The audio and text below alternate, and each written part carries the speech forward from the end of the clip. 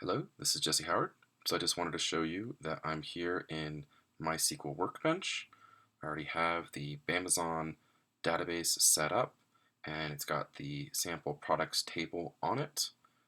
If I run a simple select statement, it does show that we have some product data with their respective quantity and everything all in this database. So now we're going to run the code so that we can test it out.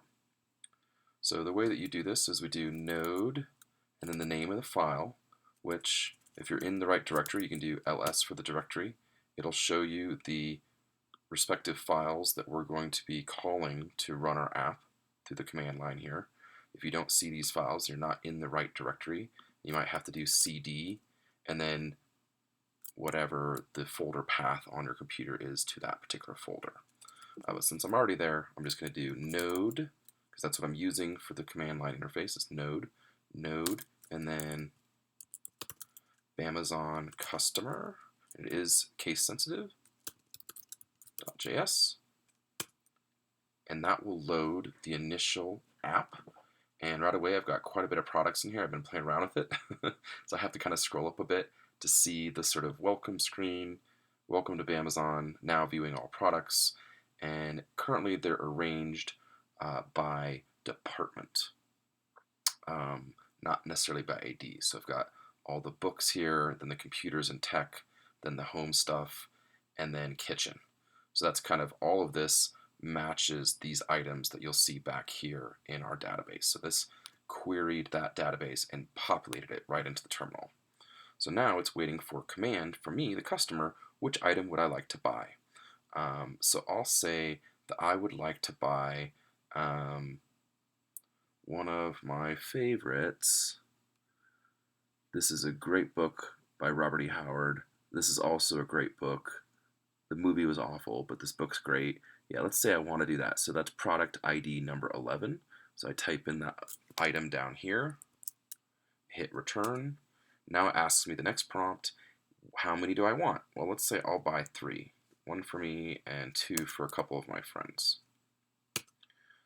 So now it says, hey, your order was successful because they had a stock that supported my order of 3. They had a stock quantity of 12, so my order of 3 was less than that, so that worked. And since they're, how much are the books? They are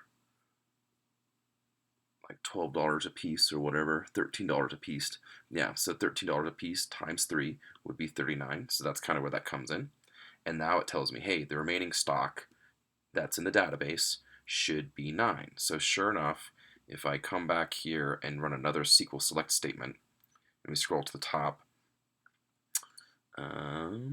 Ready Player 1, stock inventory 9. So that shows us that this code already updated and grabbed and pushed the quantity product update to the database. So we're good to go on there. And then anytime you run a command, you have the option of continuing and maybe ordering something else or saying no, and then that will exit the app.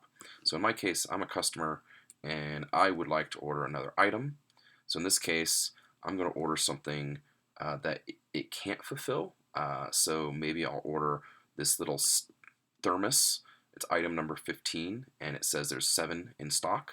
So if I do an item ID of 15 and hit return, and then do, let's say I want to order 10 of these, it's going to say order denied, insufficient inventory, because all they have in stock is 7. I asked for 10, and it did not update the inventory. If I go back here to MySQL and run an update again, that thermos, which is down here, still has an inventory of 7, which is what we started with. So it did not change because of my failed order.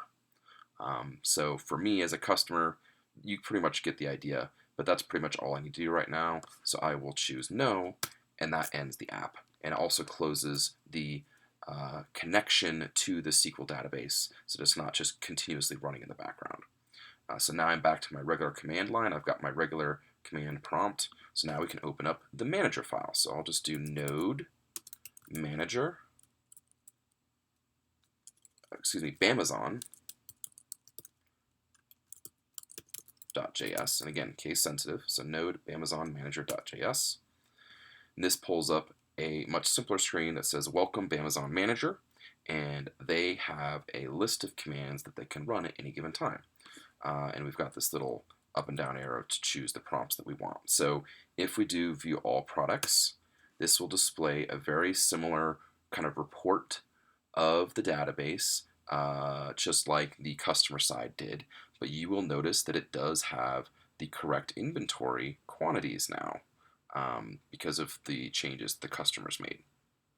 Also, just like before, at the end of every command, there's the option to continue or to exit. I'm going to continue, so I'll leave it on yes.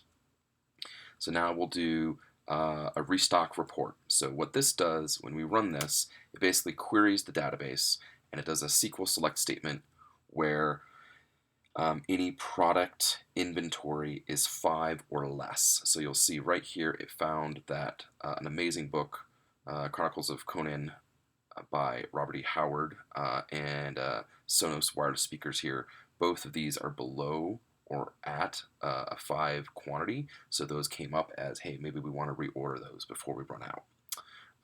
That's pretty much all this report does. Again, we can continue or say no. I'll continue. So now if we do a receive inventory, so maybe I ordered a new Sonos and I want to update that inventory, I can say receive inventory. It shows me a list of all of the items, this time ordered by ID, and I can scroll down. So our ID number 3 is the Sonos. Let's say I got 10 of those in stock. So now I just put in the ID for the item I just got. Oh, excuse me. It's 3, ID of 3. And then 10. So now the quantity was 4. I updated it with 10, so it should now be 14 quantity. And so now the stock remaining, or the stock in the database, if you will, is now 14. And again, if I go back over here, you'll notice the Sonos currently says 4, but if I re-update this, I do a fresh query, now Sonos says 14. So there you go. It's updating that in a positive direction, whereas the successful order was negatively impacting inventory, right? So, okay, so I want to return back to the menu, yes. And then last but not least, add new product. So this is something where we want to create a brand new product that's available for sale that's not already in our database. You'll notice there's 16 items here. It's auto-incrementing the IDs for each item.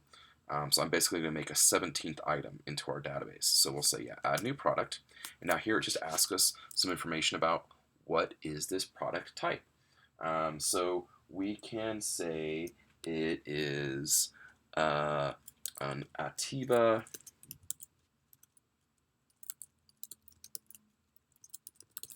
paper shredder. Very exciting, I know.